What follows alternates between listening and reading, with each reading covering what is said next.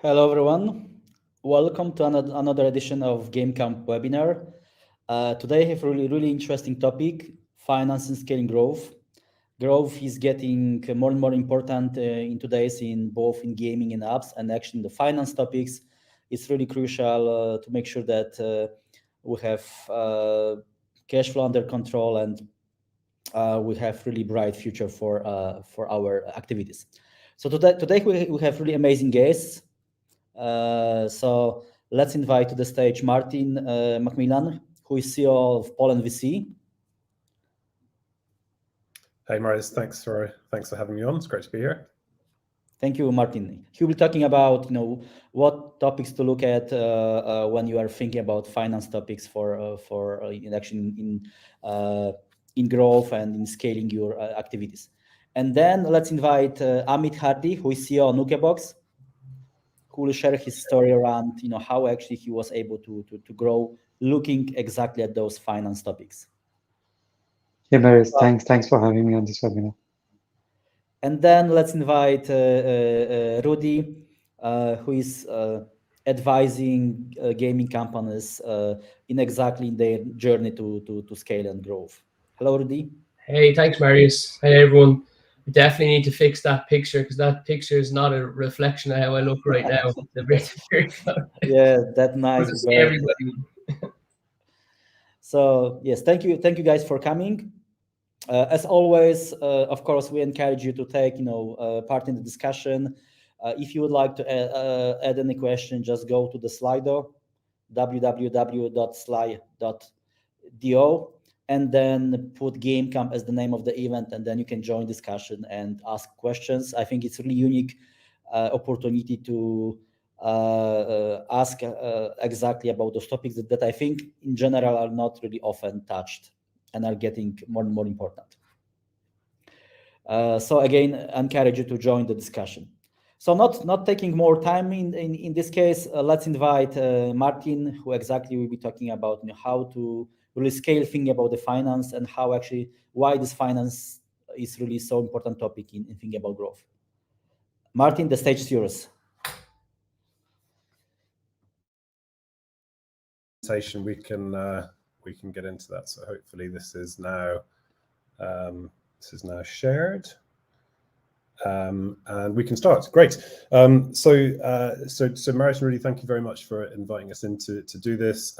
As you said, it's the finance topic is something that is very often overlooked, and we think wrongly, because it's there's lots to talk about: user acquisition, monetization, and game design, and so on. But very often people don't really think about the financial planning until sometimes it's too late, or they just don't put the required thought into it up front. So let me just give you a little introduction to who we are and what we do. So as a main company mission is really, and why we do these sorts of initiatives, is we're on a kind of mission to improve the financial literacy of mobile game developers. And that's just awareness of topics and concepts and models and so on as well. As a business, what we do is we provide lines of credit to gaming studios to fund user acquisition in a much more efficient way. So what we do is we normally come in alongside equity investors, normally venture capital investors, and provide leverage to allow a company to scale without having to raise lots and lots of venture capital. So it's really all about sort of the concept of capital efficiency. So what we're going to talk about in this presentation is this idea of helping understand what needs to go into a good financial model, what things need to be thought about up front, and how to plan out that model. And very often we have this sort of these conversations where people say, "Hey, I'm ready to scale." It's like it's a moment. It's like I'm there on the start line. So one of the things we're going to start with is just basically like a pre-flight checklist, if you like. Are you there? Is everything kind of lined up? Here's some sort of things that you need to have in place before you're actually really, properly ready to scale. So the first and really the most important is really clear understanding of your metrics. Excuse me. So first of all, customer acquisition costs, whether that's a CPI, CPA metric, whatever you use. ROAS, when you break even on the ad spend, and also very important, when you break even on the ad spend, because that sets the stage for the entire rest of the journey. And then ultimately LTV, how do you think about like a lifetime value of a customer? What does it look like? When do you cut it off? How much data do you need, etc.? So secondly, all of that is basically completely redundant unless you've got a framework in place. Now, a framework could be something as simple as a Google Sheet tracking some very high level kind of metrics and so on, or it could be something that you've sort of custom created in house that goes much deeper. It just totally depends on the stage of the company, and also having your MMP data wired in as well. It's the attribution. Okay, it's not what it was 12 months ago, but it's still very important in terms of understanding where those that traffic and those users are coming from. Next one, and again we often see people make this mistake, is enough retention data to be able to model out your longer term LTVs. So, you know, when you've got 60 days of retention data, you should not be projecting 180 days or 360-day LTVs, right? The more data you have, the better you can project, but don't fall into the trap of over promising, because that can really set your metrics off. 4 sounds obvious, right? In a way, it's like, if you don't know where you want to go, any road is going to take you there. So I think it's really clear, it's really important to have a clear plan of, you know, understanding of exactly where you are and where you want to go. The majority of studios that we speak to say, hey, I want to scale my revenue, my ad spend from say 3K a day to 30K a day, something like that. And it's generally sort of measured on a sort of on a spend plan, is the way most people think about it, rather than a revenue plan, which comes kind of later. And then, you know, lastly, the ability to look at everything, so tracking UA spend and attribution and LTV, cumulative LTV modeling at a cohort level is super important. Don't just look at daily revenues there. You need to read into the tea leaves and look down into the cohorts to understand what's really going on. So in terms of, you know, when we build financial models for studios and people we're talking to, there's a bunch of different kind of ingredients in that. So first of all, you need to have obviously the acquisition costs.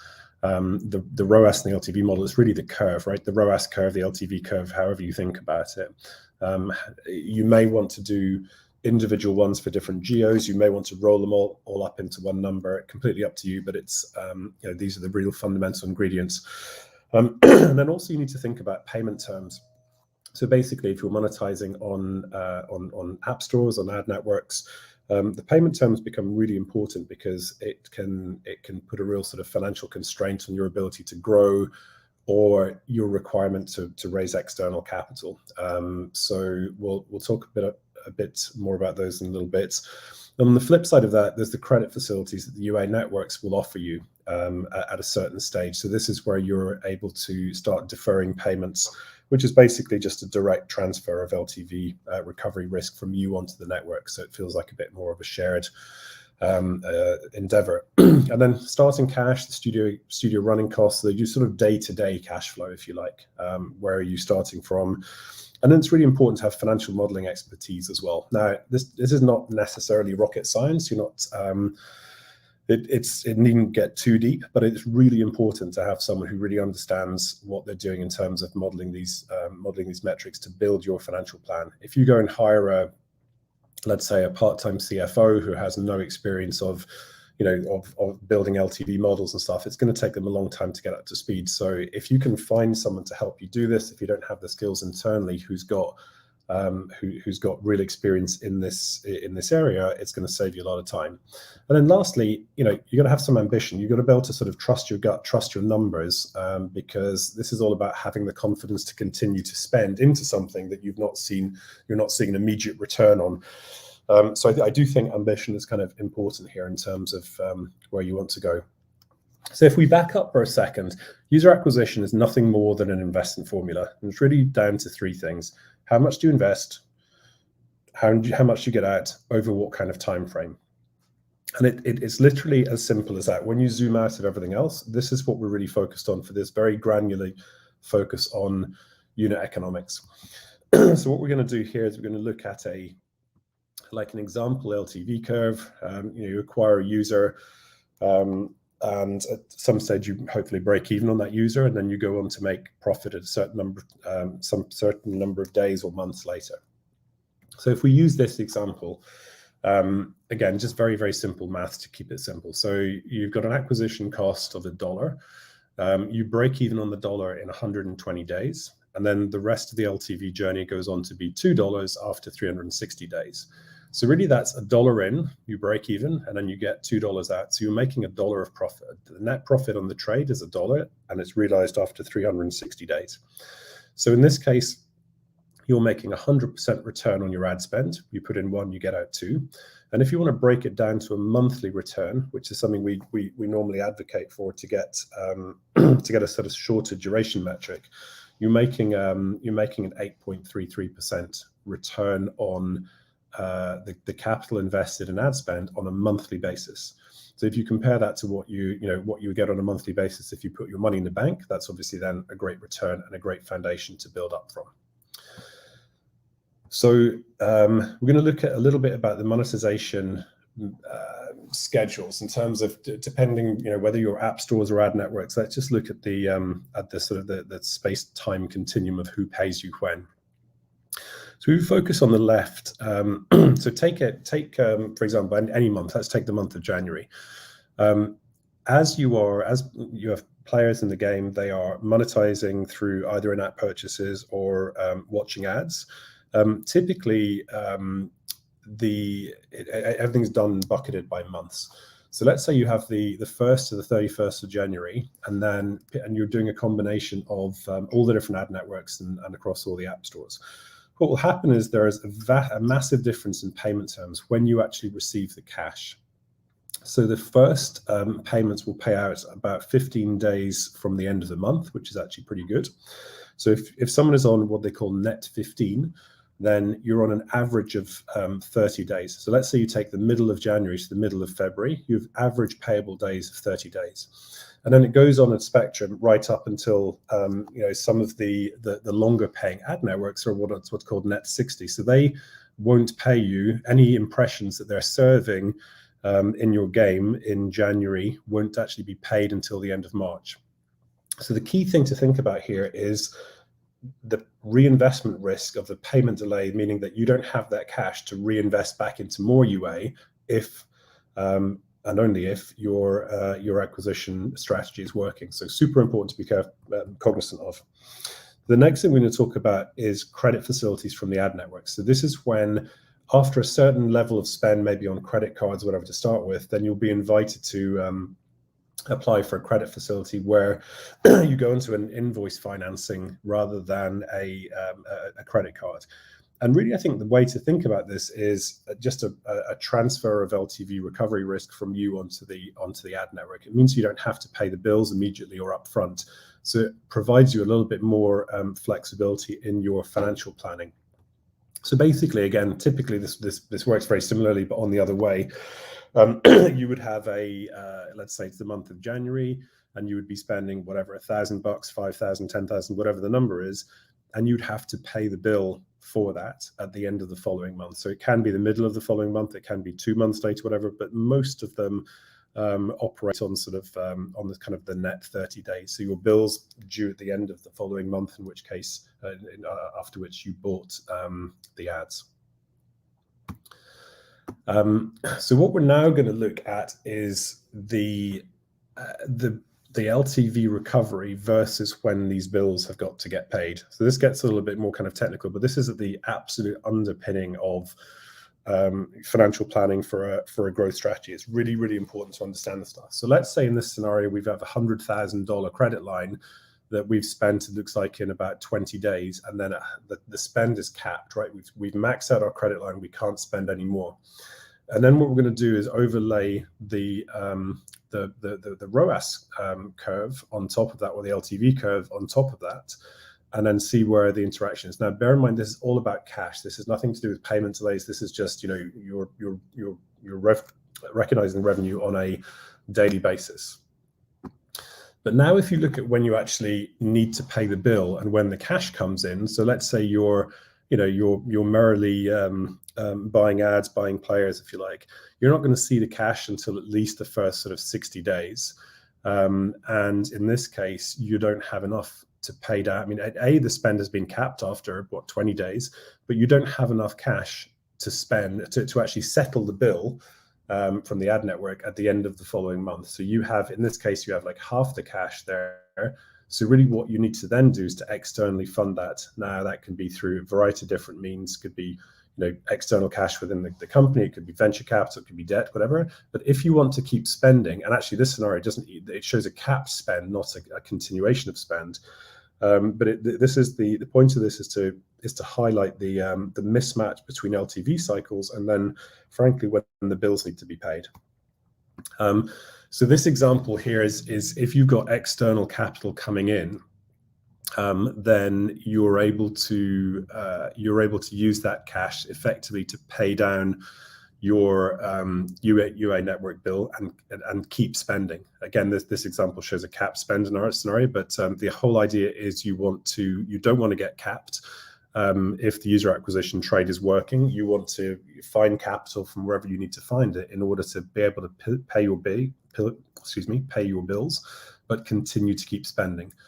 It's not good for anyone's business if they have interruptions to spend. It can take days or a week or even a couple of weeks to get sort of properly back to speed if spend is interrupted. And I think really the key takeaway to think about here is the longer the LTV of the game, the greater amount of external capital you're going to need to finance a continued UA strategy. I think probably the best example of that that we've seen in a while was about 6 months ago when there was a TechCrunch article that announced a big credit facility for Metacore in Finland. And this was something, if you go back to some of the LinkedIn activity around this time, it was really, really badly understood by many people in the industry, even financial people in the gaming industry. And there were a lot of people chiming in on this, saying, "Hey, this is crazy. This is like Supercell trying to kill Metacore because they're saddling them with huge amounts of debt that they can never service." But in fact, it couldn't have been further from the truth. All they were doing, and again, we don't have any kind of inside knowledge. This was just a sort of something we were observing in the market. Is these games have got very long LTVs, and those guys are very, very good at projecting and delivering long-term LTVs. Now, if they wanted to keep spending, they were going to have to, if you don't break even on your ad spend for say 9 or 12 months, it requires a lot of external capital to do that. But if you're good on your numbers, then frankly, you can be pretty assured of delivering those LTVs over time. So instead of needlessly diluting themselves, raising tons of equity, they look to do this in debt. And more people understand these concepts and how to finance more efficiently, rather than just raising crazy amounts of equity, which maybe a few years ago was the sort of the typical MO. So what could possibly go wrong? Where do we start? Right. So number one, if you're in the scenario where you're maxing out your credit lines, if your ad spend is getting literally dropped, you might be spending 10 grand a day and zero because you've either not paid your bills or you've capped your spend. You haven't really thought about it. And the risk here, as well as your relationship, is that it can take days or even a couple of weeks for these algorithms to kick back in and spend back to the target level. That is going to hurt you down the line because you're going to have wobbly LTVs if your spend has gone from whatever the target rate is to zero and then back up. Managing cash, so there are lots of different payment terms. People are paying you at different times. You have different bills to pay at different times. And it's easily possible for ROI positive studios to run out of cash just simply because they're not thinking about managing cash flow, which can get to very, very spiky numbers, even intra-month numbers, as a studio grows. So plan for financing. Sit down, build a model. What do you actually need? And don't do it on the fly. You're way better to try and do it ahead of time and then tweak it on the fly.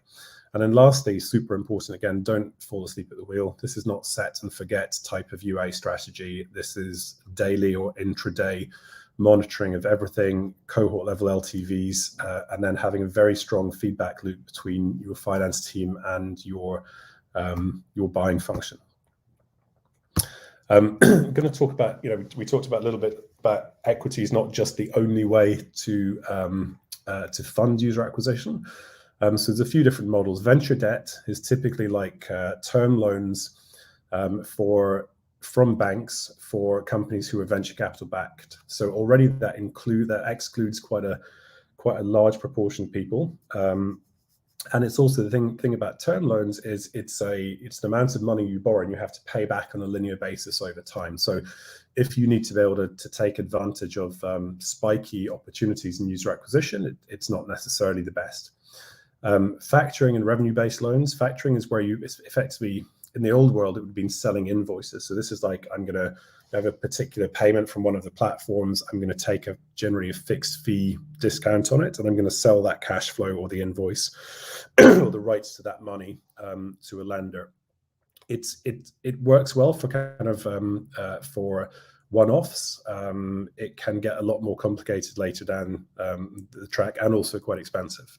Revenue-based loans are a relatively new product where people lend you a certain amount of money, typically for user acquisition, and then they take a rev share of all the revenues that come in until the loan has been repaid with a premium. The premium is typically fixed, so it makes it easy to understand. The issue we've seen with revenue-based loans is that they don't necessarily work particularly well in gaming because the LTV profile is not necessarily matched to the loan duration. So if you have an idea of like a hyper casual game which has a 30-day LTV and you're taking out a 6 or a 12-month loan against it, then the opportunity is for mismatch is pretty huge.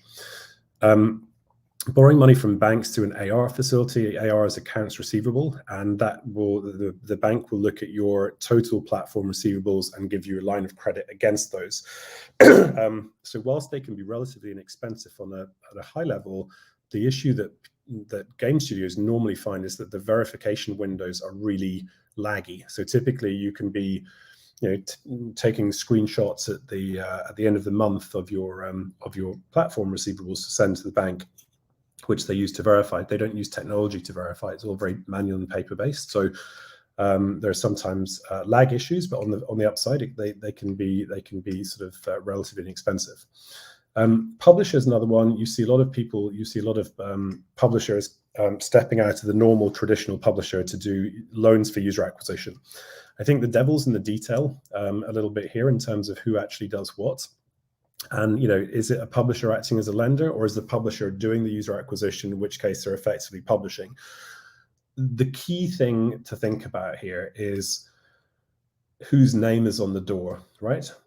Whose studio is the publisher of record on the app stores and so on. And it's really important because this is crucial about building value in your studio, particularly long-term value if you're ever going to chase an acquisition or any M&A activity.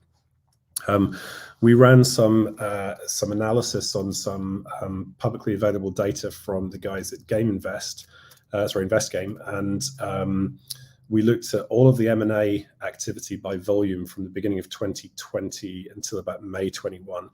And basically all the studios that were getting acquired, I think the number was 83% were self-published studios.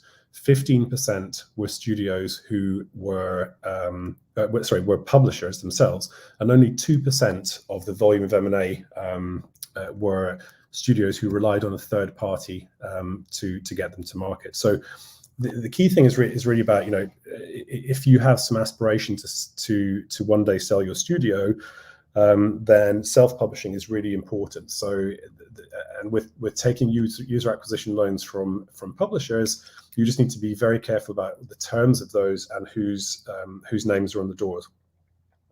Lastly, non-bank revolving credit. This would be us and a bunch of people that operate in the same space.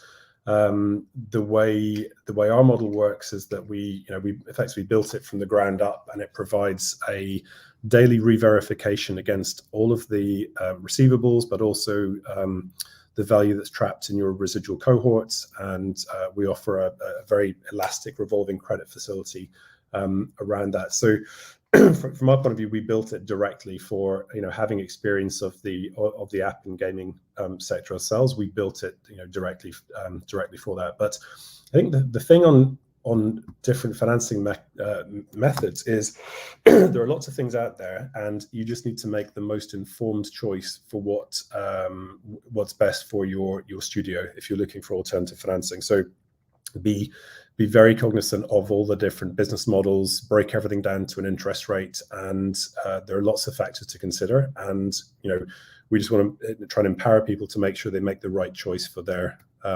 business. I'm going to go on to almost done, but I'm going to go on to the capital stack. So this is effectively then, once you've figured out, do I have a UA machine? Is my UA machine working? Then it should be a really, really dispassionate thought process around how you're going to fund your machine. And so we created this concept of the capital stack, which is basically going from the least expensive to the most expensive. And ideally you would go as far down that stack as you need to go, and then stop when it doesn't make sense. When you can't acquire more users profitably, that's when you stop. So right at the top, if the ad network is going to give you a credit facility, you should use that first. It's effectively it's the least expensive. It's free acquisition, or at least it's the first 30 days of LTV risk. Next part is cash at the bank. So this is just if you have lots of money, maybe from an existing game or something within your business that's throwing off a lot of free cash flow, then that can be an efficient use. I'm going to make a distinction between having just raised a bunch of venture capital and that cash is sitting in the bank, because the comes down to the argument around capital efficiency. So if you've raised a bunch of venture capital, that capital is best deployed building intellectual property and at-risk activities. So building new games, hiring team members, etc., as opposed to just trapping it in a 60-day user acquisition cycle. Credit cards, you don't see it as much. Used to see people sort of juggling credit card terms to pay down their UA bills. Lines of credit, so this is like maybe a bank AR facility or a revolving credit facility. Below that, you get revenue-based loans. They're typically more expensive because they're less precise. They're not modeled on your exact data. And then right at the bottom of the stack, you have venture capital funding. So the thing to move on to now is just this concept of the user acquisition machine. We think about these things very, very simply. It's like, number one is, do I have a machine? Can I put money into a UA formula and get a decent return? 2, how am I going to fund my machine? And then 3, when is the machine running at full capacity? When is it that I just cannot acquire users profitably anymore? And if you think about this is straight back to school for demand economics, right? So this is my, and obviously it's non-linear, but acquisition costs grow over time. The more I'm acquiring, the more I have to pay. Similarly with lifetime values, the more users, the more paying players I have. The LTVs crest over time, simply because I'm going out in concentric circles from my most targeted highest spending players out to ones who are perhaps less engaged over time. And so really this is all about mapping out and trying to estimate the shape of your curves. Right now, the difficult thing is this is a huge moving target. No one knows what the elasticity of how acquisition costs are going to change on a daily basis, let's say, because there are so many factors feeding into it, and it's not the sort of thing you can draw out with a ruler. So you have to really be on the money, trying to figure out what those curves look like.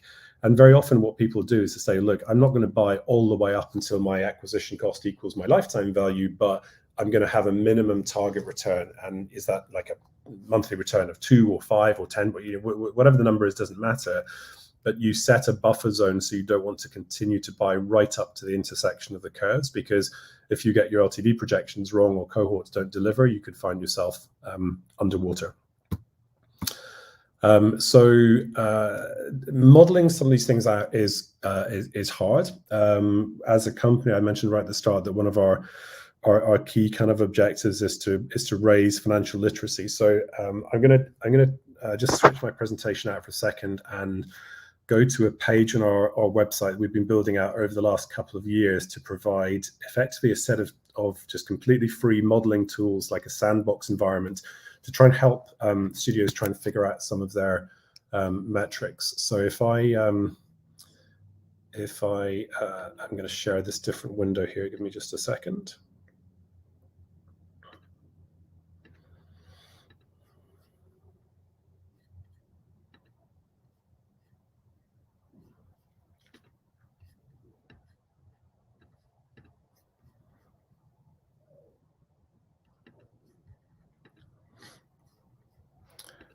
Right, so hopefully you can now see this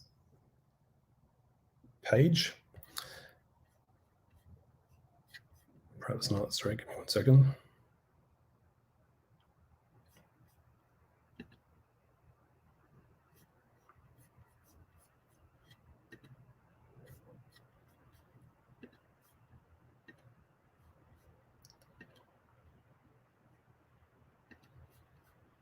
Okay, sorry, I clicked the wrong button. This should be it now.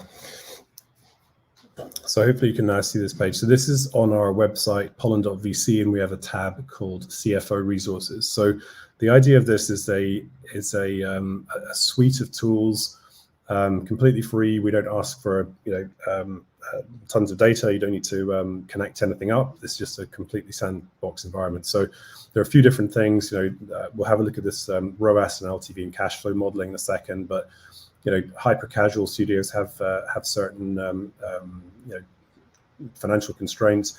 Revenue-based loan calculator is really just to break down revenue-based loans into an interest rate. Same thing with fixed fee comparison, discounted CPM, adjust the CPM based on the payment delay, how much value is in your residuals, the true cost of a bank line, and a true cost calculator for any series of cash flows can be brought back to an interest rate. But just very quickly, I'll just spend literally a minute or so going through here. So this is a tool we've been refining on for a few years now. The idea is for freemium apps and games here, you're able to plug in retention numbers, ARPDAU, acquisition cost, some other financial metrics, and then you also have a cost of capital slider if you want to leverage your UA efforts with some debt. And here we have, for example, this is a summary cash flow. So this is I can change these numbers around, right? If I change my D7 to 25%, then the graph is going to redraw, and all those numbers are going to be remodeled out. So essentially, I have a $1.20 acquisition cost. I have a 207 projected LTV, so I'm making an 87% profit. I look at the first of all the LTV and the ROAS journey. I want to look at my revenue projections. My ad spend targets. So what does my monthly ad spend look like over a period of time? I want to look and see what my total installs are, what my retention curve is versus a benchmark. There's the report card with just some high-level feedback. And then the main one that people rely on is the cash flow one. So this is illustrative of basically if I have a certain amount of money and I wait for the payments to come in before I start to reinvest, then I'm going to be the guys on the bottom row. Whereas if I have the confidence to continue spending on my UA and I'm borrowing against these revenues as I'm earning them and reinvesting, you're able to then reinvest into something is ROI positive and engineer a much stronger financial return. So then there's some summary stats in here in terms of if you're using debt financing, you look at the cost versus the return. And it should be a very kind of very straightforward kind of conversation to have. So I'm just going to switch back to the last couple of slides in my presentation.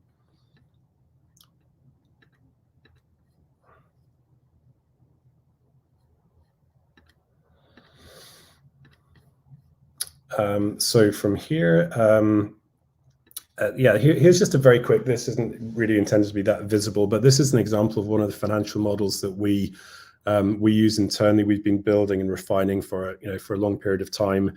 And it basically models everything out in sort of very, very granular detail. So it takes into account things like, when do my UA bills need to be paid? How much, all the different platforms when they're paying, where are my cash needs, where are the spikes, where are the troughs, how much cash do I need to do to raise, and then compare some of the different different methodologies. So this is a sort of modeling exercise we run with people who we are potentially looking to work with, and we invest a bit more kind of consulting time in there.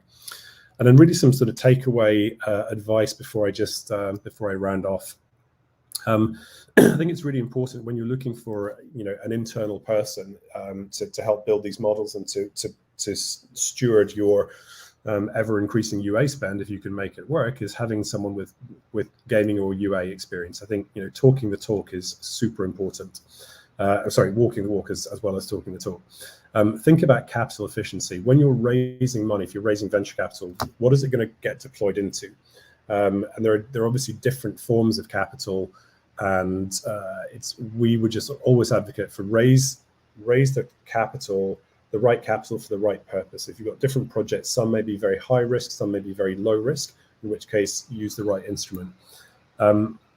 You should really care about dilution. Some studios we've worked with have said, hey, this all looks cool, but I'm just going to raise a bunch more money because I've got VCs chucking money at me.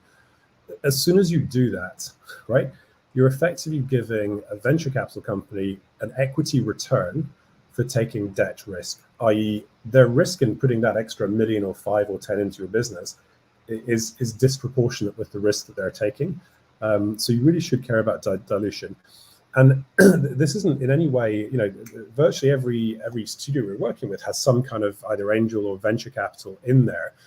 And this isn't one thing or the other. This is about a mix. You create a mix of the right sort of capital within the business where you're as efficient as possible, ultimately with your own economics. And the last point is, and we've seen some people do this very effectively, instead of raising the 10 or 20 million bucks you think you may need, whatever, maybe you only need 1 or 2 or 5. So effectively, you've seen some people raise small rounds at high valuations. So if you care about the valuation metrics, then being smart around it and using debt to leverage an alternative finance to leverage can be really helpful. And then just the very, very last slide is like, it cannot stress this enough. I think probably most people watching kind of know this, but it's so important to be monitoring these stats and numbers every day, intraday. Things change all the time. And you need to know where the guardrails are when you continue to double down and keep spending, and when you need to pull back because you're likely to be underwater. So that's really all I had to talk about. I don't know if we're going to do questions now or at the end, but hopefully that gave you guys some decent pointers around building financial models, what needs to go in there, and then how you can model some of these outcomes for your business to engineer a good scenario. Thank you very much, Martin. Thank you for interesting presentation. So actually, let's move the questions to the end. Maybe just adding just one question. Someone is asking what do you think is minimum amount of data required to do any financial modeling for any UA funded in such way? What are the minimum amount of data that you need to have, 3 months is enough, or 6 months, or how do you look at that? So I think it really depends on the LTV of the game. If you've got a hyper casual game that's breaking even in 5 days and flaming out the LTV in 30 days, you need 30 days of data, and then you can replicate it. If you've got a social casino game where it's going to take you a year to break even, and then you're going to be farming that for the next 2 or 3 years, you got to take a call, right? At what stage do you feel confident enough that you've got enough to kind of extrapolate it out? I think the key takeaway though is don't be overly optimistic about longer term retention and LTV estimates until you have more data. And it's just you've got to drive with the hazards on until you've got enough data to model it. Okay, thank you. So please stay with us for the Q&A at the end.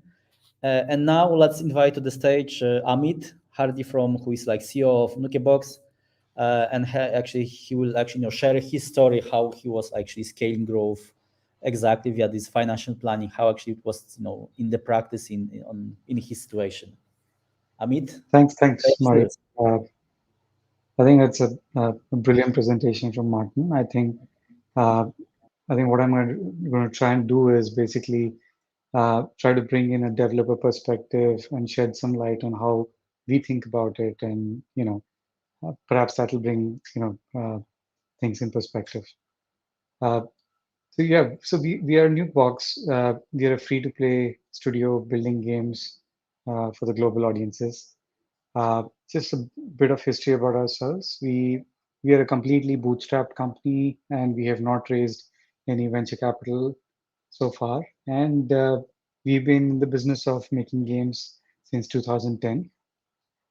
So we started our journey back in the day with Nokia phones, and we were building J2ME mobile, games. Uh, you know, with that, we built about close to 200 odd games. We moved on to the smartphones market. We started building games, or we started uh, experimenting with kids focused games, or apps, uh, and that slowly evolved into the market started to pivot to the entire free to play industry of what it is today. And in 2015 is when we released our first free to play game called Bring Me Home. We followed that up with a few more games. We experimented with different genres.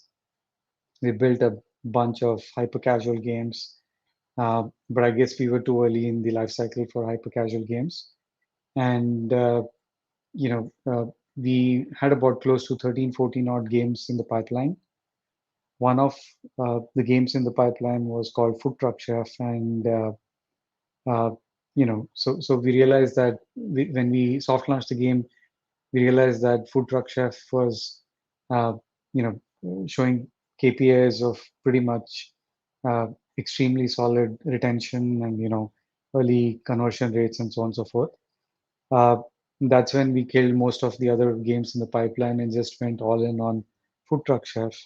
The game was in soft launch for about close to 5 to 6 months at that point in time, and we were busy tinkering and tweaking with the early funnel of the game and the mid to late game content and the retention of the game.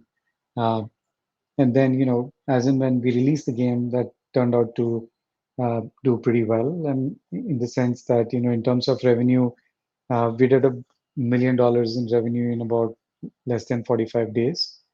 Uh, and that was all purely organic in terms of the revenue growth that we saw. Uh, so we followed that up with uh, a game called SpongeBob Krusty Cook-Off, which was basically a co-dev between three parties, and we released that game last year. Just before release, the game had about 16 million pre-registrations. The game broke even in about pretty early, in the sense that it broke even in about 4 months, and so, and at the same time we were working on, we wanted to be a portfolio studio, in the sense that we wanted to experiment with other genres. So we released a game called Room Flip, which is a match 3 plus a home design meta, which we released in December last year. And that's the game which we still working on. The live ops is still on with the game. We're tweaking and constantly releasing new features with the game, while we are trying to figure out the scale of what it can operate at. Uh, so, and there's a new game in development. Hopefully, we should soft launch that sometime early next year. So, Food Truck Chef was like one of our first claim to fame kind of a game. The game won the best indie game of the year in the year 2017. The game has done about 30 million lifetime downloads and has done about $15 million in revenue so far. SpongeBob was launched in somewhere around May last year. The game has crossed 50 million downloads and has done over $20 million in revenue. The SpongeBob Krusty Cook-Off won the best the user choice game of the year in 2020. Room Flip is still early in terms of its KPI. The game has done about 1 million downloads, and we still have a long roadmap ahead in terms of the game itself. So I think I think just taking a step back in terms of what Martin has covered in his presentation, and I'll try to bring in a perspective. Hopefully, I'll drive in home the point of how we as developers think about scaling games. So I think the flow of it is going to be, we're going to look at some key metrics in terms of what we look at. How do we typically do some projections and with very little data? The financial planning aspect of it, how to think about it, and perhaps we'll touch upon the composition of an UA team as well. Right. So I think the two main key components are basically the user acquisition side of things and the product side of things. If we segregate, I mean, of course, these are KPIs which are not restricted to, just these alone. I mean, this goes much beyond the KPIs that you see on your screen. But I think for the sake of this conversation and, just to drive home the point of the key KPIs to look at, when it comes to user acquisition, I think the click-through rate of your ad and what's the kind of conversion that you're getting through those ads is one of the key components to measure, and that would yield to in terms of what the typical CPI would be. In terms of product, you're trying to affect or trying to look at the manifestation of how your retention curves are, and that you would measure from D0, D1 to perhaps if you have data up to D30. Of course, these 360 or up to years data is very difficult to have. Typically, the way we look at it is we look at the amount of content which is available in the game, and and we project it with the users are going to your key users who are going to burn through the content, and how fast can they do that. And with that, we are try to do a projection, which we'll go to in just a few minutes, and the average revenue per daily active user. So with this, the two major components to look at is basically your cost per install and your lifetime value. And with these two, you're trying to look at how your ROAS curves are manifesting when you do your projections. So in short, I think what you're trying to do is, ROAS is nothing but LTV by CPI. Your ROAS needs to be greater than your CPI for a game to be profitable, and the time at which you're going to get in there. So for a hyper casual game, it could be as short as a 3-day window to a 30-day window. We are talking about extremely, long-term ROAS games, which certain games look at even about a year to 2 years in terms of ROAS windows, and there is everything in between. The objective is to reduce the ROAS windows by affecting two things. One is your product, and the other is your UA. The levers that you have in terms of your product is basically your App Store optimization, your retention through your engagement and other features in the game, and your opt-out that you're trying to do by balancing your game and perhaps trying to bring in more monetizing features and so on and so forth.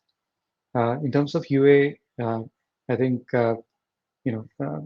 especially with the post IDFA world you're talking about, I think creatives has become extremely important. And then the channels that you're using to affect your UA, your click-through rates, and your targeting, of course. So projections, we typically take the soft launch numbers and we are trying to see how that will manifest in the at launch. Of course, these numbers are never perfect, but you need to work with something and you need to build a model.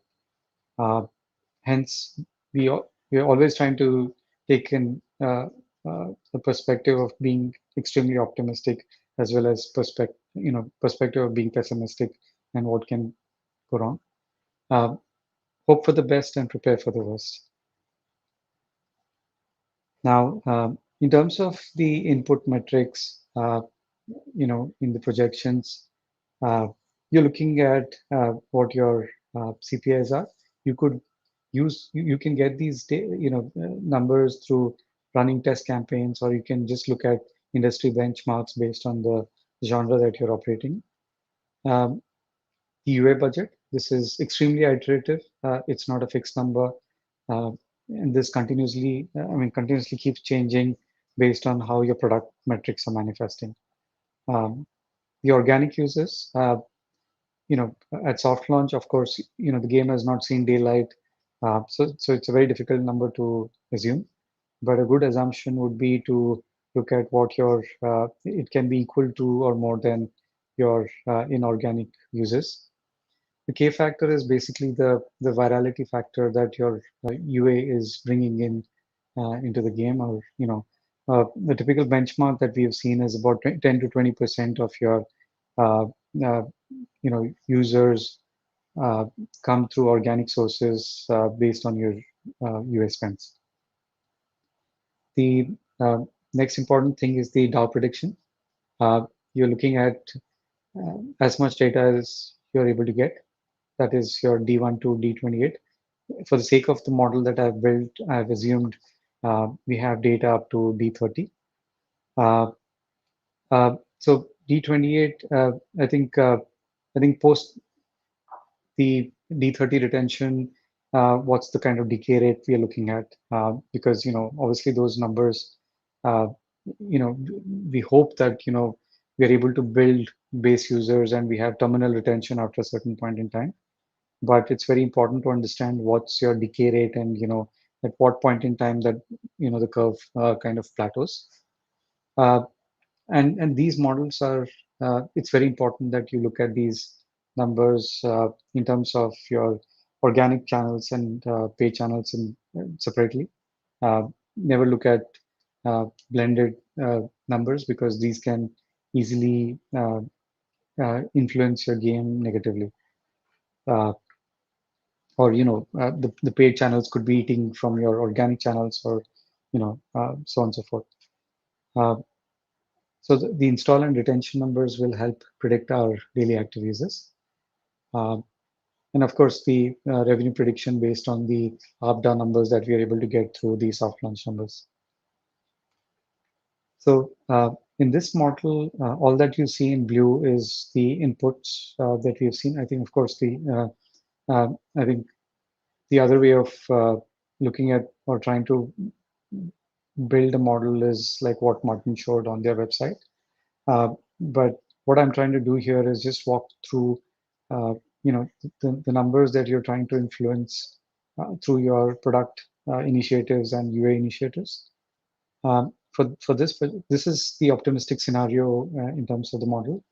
So what we have done here is we have assumed a CPI of $2, the daily budget of $5,000 on the top. We have an ARPDAU from our soft launch data of about 10 cents. The K factor is about 10%. And then your retention numbers on the left side through your paid channels, on the right side is your organic channels. Based on this model, the blue line curve is what you see is the DAOs that you see in the game based on what the model is built upon. The red line is your cumulative profit and revenue. Based on this model, we are looking at a year-end DAO, which is of about 42,000 users, and a profit of about roughly $400,000. And we are getting there in about 200 days. That is your break-even point. The lowest point is your red line, which is basically you're a negative of about $139. And that's the part where you need to build your armor in terms of your cash flows and your backup in terms of your dollars planned for the finances. So in this scenario, and this is a pessimistic scenario, we are looking at The only thing I've changed in this model is that in terms of the D28 retention, if you look at the earlier slide, the D28 was about 10%. And in this model, I've made it 7%. And just by doing so, and everything else is a constant, you see how the curve changes drastically. In this scenario, we're looking at a year-end DAO of about 34,000 users, and you're looking at a profit of about $25,000. And the break-even has moved from 200 days to 345 days. In this scenario, your lowest point trade line is about a negative of $175,000. So what does that mean in terms of the financial planning itself? Right? Your D28 retention in the optimistic scenario is 10% and pessimistically of about 7%. That's overall 30% difference. Year-end DAO changed 20%. Your year-end profit is a 16x difference. And your break-even is a 5 months difference. So the highest negative you're looking at is about 26%. So the point that I'm trying to drive here is that your retention is your biggest growth hack. If you can affect that number, that changes everything in terms of your UA scale, your UA profitability, and the time at which you will be able to get there. So I cannot stress enough in terms of how important retention is for a game. And so what does this mean if we try to do a multi-year projection? So what I've tried to do here is build a 4-year projection. So when you do your financial model, try to make multiple projections with varying input conditions, because these numbers are never going to be constant. It's very easy to get into the fallacy by looking at your early soft launch numbers or your golden cohort and trying to assume that these numbers are going to remain constant. One thing is for certain: with scale, your CPIs are only going to increase, and your LTV is only going to decrease, because the quality of your users are not going to be constant. So try to build in a model with varying input conditions. This will help you understand what are your variables that are affecting, or what are the levers that you are in control of, and what are the levers which are external to you. So that will help you kind of understand what are the areas that you as a studio need to focus on. On the left side, I think with US spend of about $1.8 million, we are looking at a revenue of about $2.2 million, and that's 400,000 in profit. But what happens is if you have long-term retention and you're able to retain your key terminal users, year-on-year profit starts to increase. And what I've done here is I've just increased the UA budgets by 50% every year, so that you're able to reinvest that into the game and then try to scale your game. So with this, I think optimistically, with a UA spend of about $14 million, the cumulative profit is about $7.3 million, and overall top line of about close to $22 million. In the pessimistic scenario, since I have not, the US spend is about $14 million, and it's pretty much the same, but your revenue is about $17 million and profit of about $3. But it's very important to understand here that your first year is just merely a profit about $24,000. This is a $400,000. What it means is that unless you are able to trust in your game in terms of what it can do in the long-term view, it's very difficult to kind of double down on the UA spend on a particular game. So in most cases, in the pessimistic scenarios, most studios would pull the plug on the game itself, and because in this model we're just talking about UA spends and have not accounted for the budgets in terms of your studio operations. So effectively, you would be in the negative even in the year 2 with those games. So with that comes the opportunity cost in terms of what you could do as a studio. Perhaps that money is better invested into maybe another game or perhaps something else, right? So how do we typically do the financial planning? The highest loss, which in our pessimistic scenario was a negative of $175,000, plus 3 months revenue, which is basically what the stores take to pay you, plus I mean, you're not getting the revenue as you're spending. You're like Martin said, you're lowest in the value chain when you're actually going to receive the money. So we try to build in at least the 3 months revenue plus the cost of running the game for a year, and times 2. So in terms of a model, we are looking at a budget of about 3.35 million to kind of just be in the business of running that game. Of course, this is a model. Nothing. I mean, models are meant to be flexible, and they are just to kind of give you a sense of what it can be. But yeah. So in terms of the UA team itself, it's best to first focus on building your game and nail retention. I think that's imperative to do. I mean, no amount of UA is going to kind of get the game to be profitable unless you've nailed retention. UA, marketing, design, and product team should always, I mean, it's extremely essential that these teams communicate with each other, and because I think unless there's cross-pollination of ideas in terms of how things can work, or how things can improve in terms of whether it is UA or product metrics, I think it's all a correlation. So just to give an example, if an ad is doing well and those creatives should be on your storefront, which will help you reduce your overall CPI, those concepts can exist in the game as well. So what happens is if your users are seeing an ad, clicking on the ad, coming in onto the storefront, it shouldn't be that they're looking at a completely different game and from the ad itself, and then going into the game, they also see that those features exist in the game.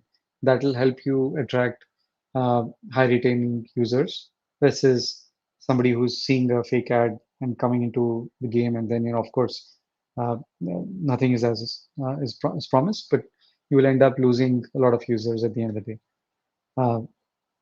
Initially, UA can be outsourced, but as the game gets larger and you're spending extremely high budgets, the team can be built in-house as well. I think in the post-IDFA world, there has been 2 major changes. I think measurements, I mean, you can't attribute users anymore. Unlike in the pre-IDFA world, you could look at direct ROAS versus your eROAS, which is basically a blend of organic and direct ROAS. That cannot happen anymore. So you have to look at eROAS as a model. And there's been increased focus on the creators because since we cannot attribute, the creators become extremely important for success. So yeah, so I think that's pretty much it from my end. Thank you. I don't know if we can take questions or we can push it to the end. Yeah. Thank you, Amit. Thank you for very, very interesting presentation. Yeah, and actually, I think we probably makes sense, to go straight to the questions. Like again, reminding everyone that you can just go to the slide or add the GameCamp and then start to add questions. We have a few already. Maybe like RUDI, you can start. Sure.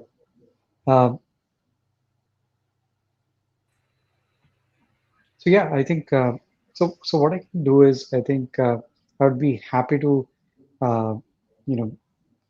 share one of the Excel sheets in terms of how we can affect build a model. I think in terms of a game, I think I see two questions in terms of what are the key metrics to look at in terms of growth and scale. I think there are two important metrics that we look at. I think one is, like I said, retention is extremely central. And if you can look at games that have long-term retention, monetization can follow. But if it's a leaky bucket, no amount of monetization features in the game is going to help make the game successful.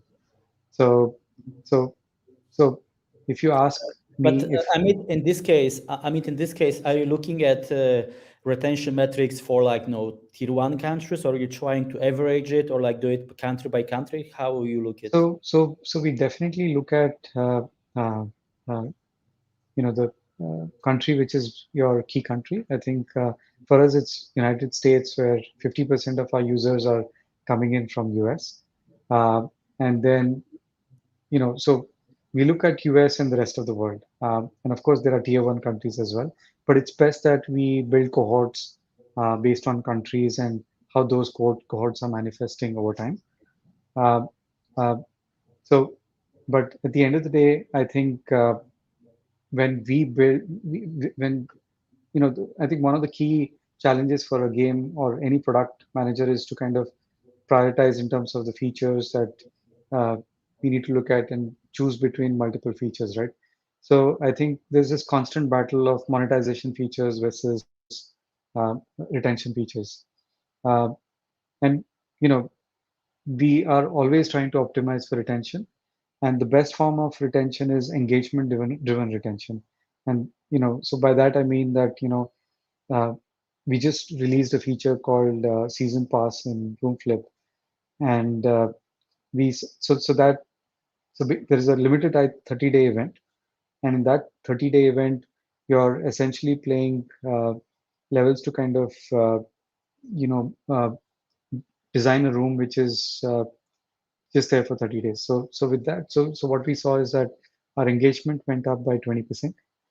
Our monetization went up by at least 25%. So that was I think a big win in terms of engagement driven monetization. So so I think so I think you can dissect in terms of what are those kind of features in your game, and which can help you build uh, you know bring conversions, as well as help retain the game's users better. I suppose maybe I just can ask you guys, or I suppose this might be for between the two of you. How I know there's a lot of people that are starting to come into this space. I know Martin and the team have been definitely one of the very first in this space to try provide the service. How did you go about finding the right partner to help you with this sort of stuff? So yeah, I think so in our case, like I said, we chose to be bootstrapped for a reason that uh, I think a lot of it Martin touched upon was that parting away with equity is a very expensive way of trying to raise money. Uh, I think for us, I think we've been through the entire evolution of publishing our own games and working with publishers, and going back to self-publishing, right? So I think for choosing partners, I think it's imperative that you understand what is the kind of key value addition that the partner is going to bring into the equation. And you know uh, so and based on that, I think that if you're able to kind of answer that, the partner, or rather who, becomes extremely easy, right? So I think we work with PollenVC as well. I mean, we kind of see the value in terms of how uh, uh, you know we are able to kind of ease into the debt capital and help scale our game, and that helps us in terms of what the product capability is, and uh, you know and at least come to a logical conclusion of what the product can do. uh, if ever we raise equity, I think it will be based on something else. It will be based on perhaps some value addition or perhaps other strategic reasons. But I think a choice of partner would purely depend upon the kind of studio you're trying to build and what your long-term objectives are. I don't know if I'm able to answer that question. Yeah, that's it. Martin, I probably have a question for you. Just touching on some of my experience and what I see, a lot of the common use cases that I get asked. A lot of companies that I've started to work with, because I'm in the growth team, so they might be people that have worked in a studio for a long time, got a lot of experience, and now they're branching out on themselves. They've set up a company, and in Google's policy, they don't really give credit lines to companies that are founded. They have to be a year or older, usually. And if they do get a credit line, it could be relatively small because they have an unproven track record. That's usually a big use case for a lot of the people that I've come across. What would be the biggest use cases you might see for yourself within your business and what you are offering, that why people come out to you for your service? I think you might be on mute just in case Thanks, Rudy. So I think it basically goes back to that very first slide, right? Almost the entry numbers don't really matter too much. I mean, for us, we have a minimum of 25K a month, but the most important thing is that the metrics are working, right? So if you can say, hey, my numbers are 25K a month, whatever, but for every dollar invested, I'm returning a dollar something in X days, and I think I can scale this. So we actually had someone recently that we started funding literally about 25K a month. It was kind of marginal whether it made sense or not, and then these guys have just got through $2 million a month in revenues. So and those are incredibly satisfying because they're able to scale very efficiently. But it comes down to that investment equation. If you've got an investment equation, you can put, if you've got the UA machine, then how are you going to fund the machine should be like a really mechanical, dispassionate kind of decision tree in terms of, the capital stack argument, the lowest cost to the highest cost. I mean, I think there's flexibility arguments and timing stuff in there as well, but it should be like a pretty mechanical decision process.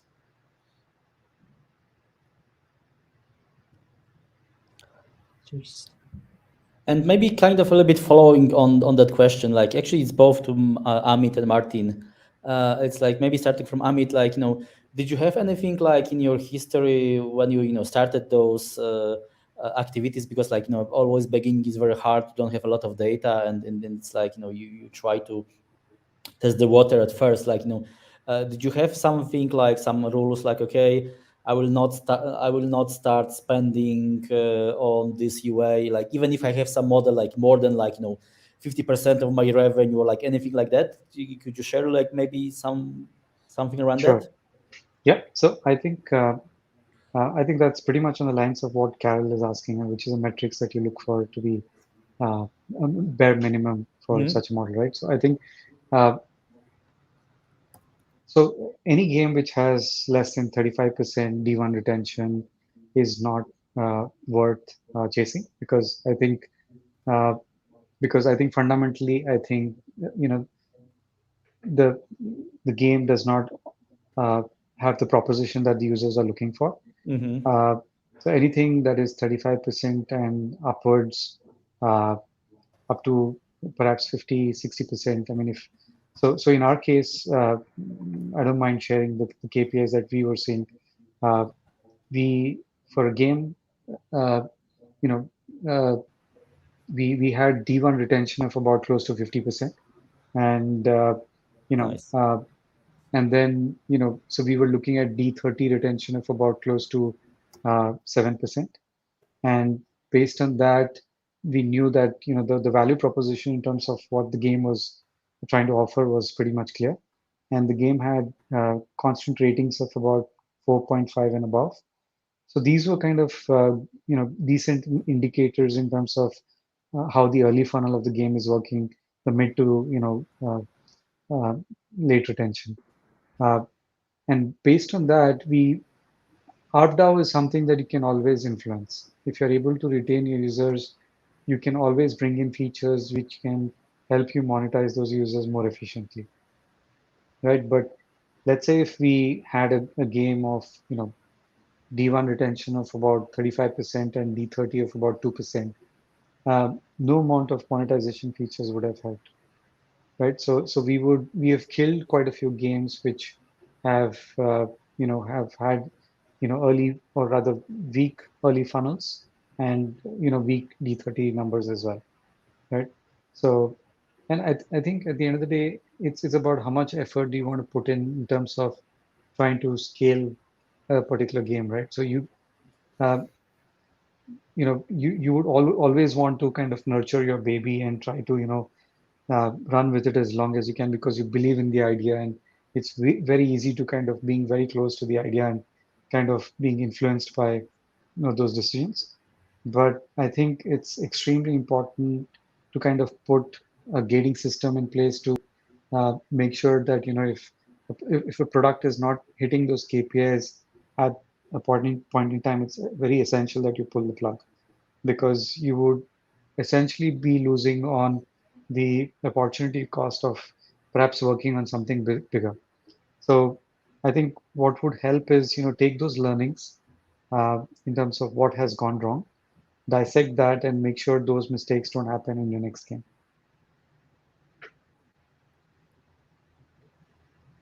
I think MARIUSZ, you're on mute. So Martin, would you like to add something? Thank you, Amit. I mean, not really. It's just like in terms of it's just being laser focused on the numbers the whole time, right? The tea leaves are there, right, telling you what to do. So you got to spend time. I totally agree with all the retention based the focus. If you've got retention, you can build out the monetization features and so on. So really focus on that. Be really candid about what you kill and what you invest in. But and again, it should be fairly dispassionate. If the data is telling you that this is working and there's an opportunity to to invest, it's not an emotional decision. It should just be a straightforward commercial decision how you do that. Thank you. I think just to add to that, I think so one important thing to remember is these numbers are never a constant, and these keep changing with time. So your retention numbers could easily go south if perhaps you pushed out a wrong build, or let's say you pushed out a hard level which has kind of become a blocker level, and so on and so forth, right? And that changes your entire funnel in terms of how your users are converting as well. So I think it's super important to kind of be on top of your KPIs and kind of build a basic rudimentary projection model to kind of see how this can affect your scaling. And in this case, actually, because one interesting topic is the traffic can really influence those metrics. Yeah. So that's right. Did you have any advice around that? How you look at that? Yes. So I think I think one simpler way of looking at it is that let's say if you're featured and you're featured in a non-core country. I mean, let's say a tier 3 country. So you're getting traffic, your DAUs are going up, but you're getting extremely low quality users as well.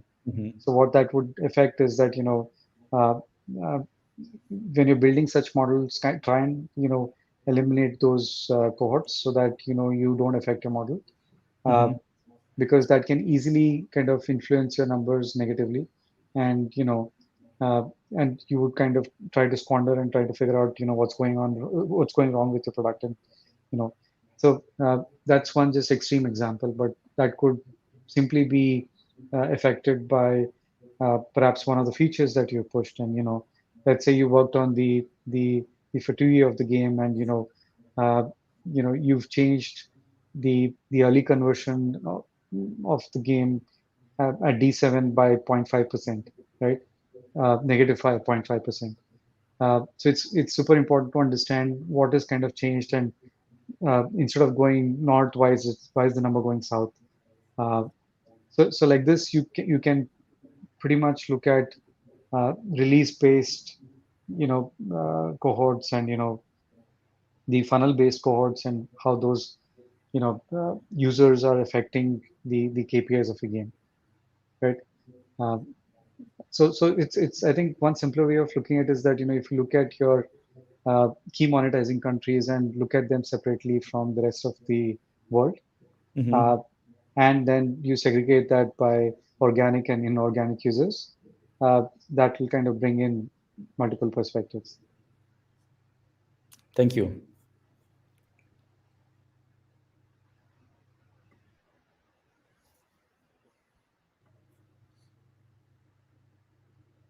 And actually, maybe this kind of follow-up, probably it's kind of question more to Martin, like, there's the question, like, in such scenarios, this funding, is it easier once you have that games that has like fast ROAS at the beginning, or like, vice versa? How do you see it? So it's like, I was talking about the time to ROAS is really important. So I'm going to give you two bookend scenarios. One is hyper casual games. And we love hyper casual games, right? So we have on our CFO resources, we had a bit of fun. We created a hyper casual velocity calculator, and that shows you basically if for a given day break even on ROAS, so let's say 5 days, how many times you can basically invest and break even on that dollar. And so for a net 60 ad network, you can recycle that dollar 15 times within the payment cycle within one payment cycle of a net 60 ad network, which is nuts. So basically what it means is that hyper casual developers who don't want to work with a publisher and they self-publish, you could spend $1 million in a month off a $50,000 or $60,000 budget if you've got short ROAS periods, right? You're just recycling the money. So it's true to say that debt financing models will work better for shorter dated, but the other thing, and this is something we've introduced into our model, is we don't just lend off the residual, off the accounts receivable, we can actually lend into the residuals as well. So if you've got something that's got super long LTVs, provided you've got data, then if we can detect additional residual value in there, then we can lend against that as well. So the answer is it doesn't really matter. It's just a case of conversion from expected receivable into receivable. But yeah, I think, look, typically it does work better for shorter dated, but not by any means exclusively. I think the other question up there is probably directed at me as well, so around the challenges of revenue-based loans, and this is something we've written about quite a lot. So revenue-based loan, just to recap on the model, typically it's like, we'll lend you $100,000 for user acquisition, and you repay us back, let's say 10 or 12% of your revenues every month until the lender's been repaid at 112% or 150, whatever the number is, which works really well for SaaS companies, some e-commerce companies who've got kind of predictable, stable long-term revenues, but it really doesn't work so well, particularly for free-to-play gaming. And the reason for that is basically, if we go back to the hyper-casual example, if you were taking out a loan where you've got a 10% revenue share every month until it's been repaid, then you could take the $100,000, blow it all in a bunch of UA, and month 2, your revenues might be 0, right? Because you just spent the whole thing. So how is that's basically like it's a free casino chip for the developer, but no lender's going to lend into it. So the other thing about that makes me kind of a little bit colder on them for gaming is the fact that the model is inherently paradoxical, right? You don't know what interest rate you're going to be paying, and if you start to grow super quickly and you're sharing 10% of a rapidly increasing number, you're going to pay down that loan really quickly. And the interest rate on that loan could be 35%, 40%, who knows? Whereas if you're unsuccessful and your revenues don't grow and you pay off a little bit over time and you pay off the whole thing in a year, you may have paid a much lower interest rate. So essentially, people who are successful are subsidizing those who are not successful because it's a one-size-fits-all model. So that for that reason, we sort of we think it's like inherently paradoxical. And also the other thing is, just from a transparency point of view, it might seem very simple, but when you're actually trying to build and factor in cost and return into your UA metrics, you need to know with a level of certainty what what interest you're actually paying, because maybe that makes a difference in whether you keep buying, if you like. So we think the only way to compare different financial products is using a straightforward interest rate basis. And so again, one of the other tools on the website is basically to break down revenue-based loans, different scenarios, and it breaks it all back to an interest rate. One thing we have seen, which we found pretty distasteful, is where you've seen studios take revenue-based loans and then pay off old loans with new loans. So you're basically stacking the loans on top. One where we unpicked, the lender was effectively doing quite a good job of disguising a 41.3% interest rate on these loans, which were all stacked on top of each other, and the poor developer had absolutely no idea what they were paying. So we think it's really, really important to be very, very precise and transparent. And again, there's some tools there to help folks unpick. And I wrote a Medium article some time ago, about 9 months ago, called "The Paradox of Revenue-Based Lending." So probably just Google that. There's not too many people doing it. One of the things actually we've just done, again, to increase awareness is we've just published a guide. The link is actually, it's literally just done. The link is actually going up today onto the website. So if anyone is interested in receiving a copy of that, they can just email me directly at martin@pollen.vc, or I actually just sent you the link on email, Marius. I don't know if it's appropriate to post it up, whatever, but anyone can, just reach out to me, martin@pollen.vc, and I'll send you a copy personally. We can put later even in the description of that. Wonderful, thanks. Recording. Okay, Rudy, do you have any other questions? I think it's very good. I think it's a brilliant topic to cover off, because in my world, where I'm helping a lot of new people start out, this is the financial planning is an area they forget about, to be honest. They all concentrating and got a great product, which makes a lot of sense when you're in startup mode, but when you're looking to grow exponentially, you need the cash flow for this. So it's super brilliant topic, and hopefully we'll be able to help out the community if they have any more questions or how to follow up on this. Yes. So maybe last question, Amit, if you created that model for you, how often you are updating that model, based on the data, how does it look like? So I think it depends on what stage of the life cycle you're in. I think if you're early on in soft launch, I think just Excel sheet based, model kind of helps. But I think as and when the game goes live and you're looking at data coming in from your attribution networks, some sort of a projected model, projection based model kind of helps. And we've tried to build in our own models in terms of how, and we're constantly trying to tweak it in terms of trying to get it more accurate. But I think one needs to start somewhere. I think even if you begin with your basic rudimentary, spreadsheet-based models, I think that's a good starting point. And there are enough resources available out there. You don't need to invest heavily in terms of trying to build very complex models. Because at the end of the day, it's a model, right? It's not going to be super accurate. And I think one important point that I would like to touch upon is, I think the point that Rudy made was that, for a studio, it's extremely important to look at, scale and plan for scale much before the game goes live. In our own experience, we've had, scenarios where, the game had extremely super cool KPIs, but we did not plan efficiently in terms of our finances early on. And the game did not truly see its potential at launch. It could have been easily a 100x kind of a game if we had planned for that. And, the challenge of being bootstrapped is that, you're trying to optimize your finances through your own funds. And, so you can always say that, let's wait and see, and, let's look at how these KPIs let's look at the first month numbers, and then, be on the fence, but at the end of the day, you're losing out on the, the true potential of the game, right? So,